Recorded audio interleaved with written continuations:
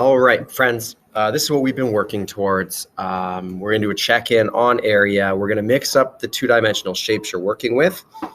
So far, we've worked with rectangles, parallelograms, trapezoids, and triangles. So you can ignore the oval and circle and even the square, because the square is just a type of rectangle, so our formula will work. These are the formulas.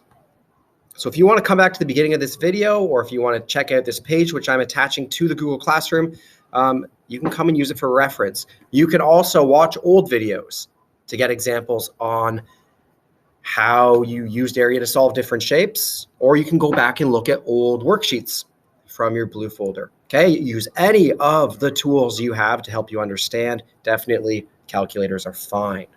Okay. The area of a rectangle is the base times the height. So we have the one side, we say the long side and the short side, and we multiply them together. Here, the parallelogram, again, we have base times height. And remember, the height is how tall the shape is. It's the distance between the bottom side and the top side. It's not the distance of this slanted line. We need to work with 90-degree angles. For our trapezoid, we did that yesterday. And we had 3 steps. We're going to add the 2 bases, so base 1 and base 2. Then we're going to multiply it by how tall the shape is, the height. And then we're going to cut that in half, divide it by 2 to find the area of our trapezoid. And finally, for our triangle, we get our base.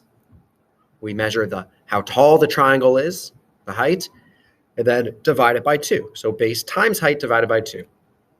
Good, you know that stuff. This is the first page. You've got to know what type of shape you're working on. You need to use the correct formula to solve it. And then you need to show your work. So please don't just put an answer in the answer space. Please show your work on the sides. I will help you with the first 2.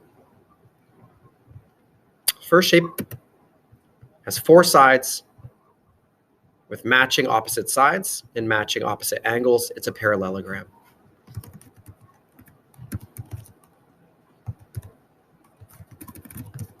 Man, that's a hard word to spell. Nailed it, I think. It's a parallelogram. Okay. So the area is going to be base times height. I'm going to write out the formula, base times height. You can if you want to. This is where you could start writing. Area equals 6 times 4. Area equals 24. And then down here, we're going to make sure we include the units. The area is 24 millimeters squared. Okay. Next, we have a triangle. A triangle. And our area for a triangle is base times height, and then we're going to divide it by 2. So our area is going to be 9 times 1, which equals 9. Good. And then our next step is to divide that by 2. And if you use a calculator, you'll find that it's 4.5, 4.5. So that's our answer. This is the only answer that has a decimal answer. So if you're getting a decimal answer on any of your other questions, go back and see what you did wrong. This is the kind of work that I'm expecting today.